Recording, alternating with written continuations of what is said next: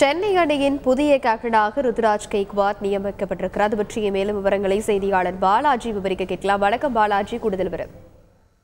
வணக்கம். 17வது IPL cricket தொடர் நாளை தொடங்க உள்ள நிலையில் சென்னை ரசிகர்களுக்கு அதிர்ச்சி அளிக்கும் விதமாக ஒரு அறிவிப்பு வெளியாகி இருக்கிறது. அதாவது சென்னை அணியின் கேப்டன் பதவியிலிருந்து மகேந்திர சிங் தோனி விலகியுள்ளார்.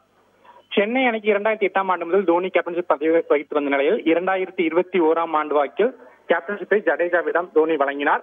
அதன் பிறகு மீண்டும் தோனி கேப்டனாக பொறுப்பேற்றார். இத்தகைய சூழலில் நாளை ஐபிஎல் தொடரின் முதல் போட்டி தொடங்க உள்ளது.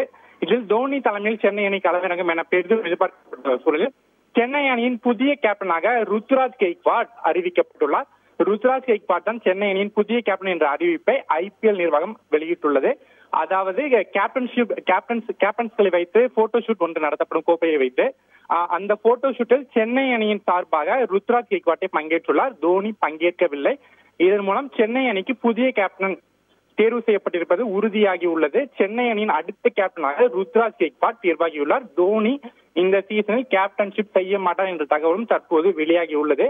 எதிர்வரும் சீசனில் தோனியை பொறுத்தளவுக்கு ஒரு இம்பாக்ட் பிளேயராகவே இருப்பார் என்று கூறப்படுகிறது. ஏனென்றால் கடந்த சீசனின் போதே தோனி ஓய்வு பெறுவார் என்று அதிக அளவில் கருத்துக்கள் பகிரப்பட்ட சூழலில் இன்னும் ஒரு சீசன் தான் விளையாட விரும்புவதாக தோனி அப்போது தெரிவித்திருந்தார். உடல் ஒத்துழைத்தால் இன்னும் ஒரு சீசன் தான் விளையாடுவேன் என்று தோனி தெரிவித்திருந்தார். அதன் பிறகு அறுவை சிகிச்சை மேற்கொண்டு அதிலிருந்து குணமடைந்த பிறகு தற்போது மீண்டும் தோனி பயிற்சியெல்லாம் ஈடுபட்டு தற்போது நாளைய போட்டிக்கு தயாராகியுள்ள சூழலில் கேப்டன்ஷிப் பதவியிலிருந்து அவர் விலகியுள்ளார். சென்னை அணியின் புதிய கேப்டனாக ருத்ராஜ் தேர்வாகியுள்ளார். விரிவான விவரங்களுக்கு நன்றி பாலாஜி. செய்திகளை உடனுக்குடன் தெரிந்து கொள்ள உடனே சப்ஸ்கிரைப் பண்ணுங்க.